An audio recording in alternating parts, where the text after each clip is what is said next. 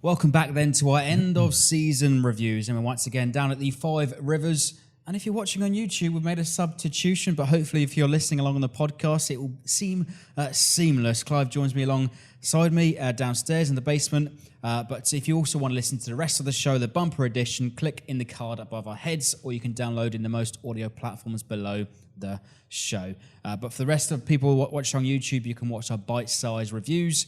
And we'll be taking your clips and a lot of questions in this second half of this show from some familiar faces that we spoke to over this season. And once again, this episode is sponsored by OneFootball. And do make sure you check out the excellent free OneFootball app to keep up to date, the first to know of all the latest transfer news, stats, scores, all in one place. To download the OneFootball app, click the link in the description. Right then, Clive.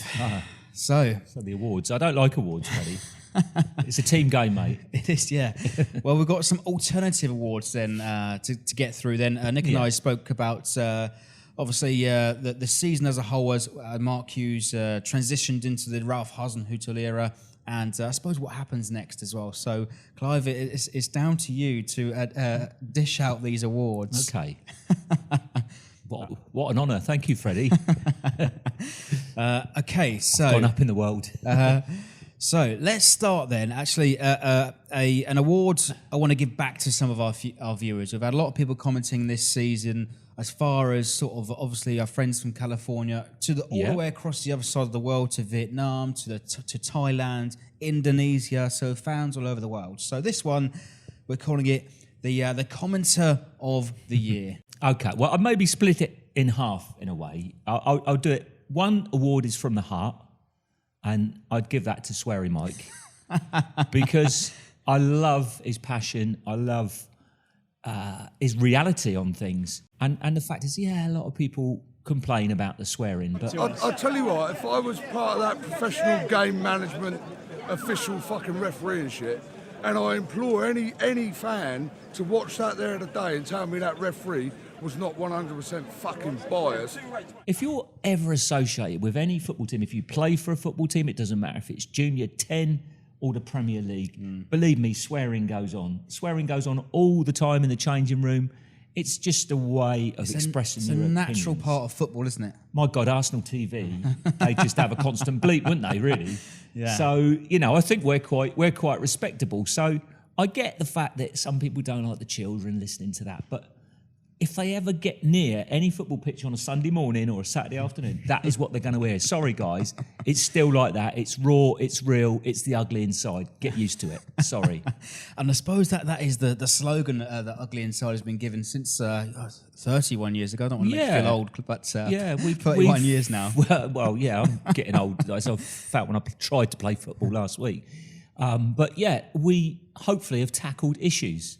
Rightly or wrongly, we've achieved quite a bit in our time, and Sweary Mike, I think, a bit epitomises that sort of challenging the, shall we say, PC view. We're definitely not PC as Mike, but he's got passion for the club, and you can hear that coming out, and I think he's quite knowledgeable about the game as well. He does, and he's like, I suppose what sort of fan TV is all about is raw, unfiltered opinion, and Mike has no filter. It's absolutely safe not, to Mike. say that. No, mush. It's absolutely. a mush view. Okay, and then from the, what should we call it? The cultured view award would go to Pat from Poole.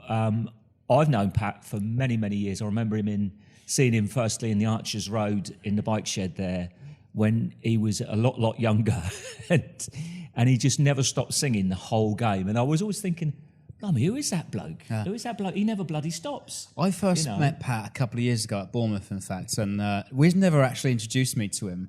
And he was sat just next to us, and Pat is passionate in the stands. Oh, he is. With like the Sweary Mike, he's the same sort of passion, but he kind of holds the F's and the B's in a bit more. Well, I tell you what, at Bournemouth a couple of years ago, all I heard was F and a Jeff. Yeah, well, it is Bournemouth and he lives there, so I kind of get that.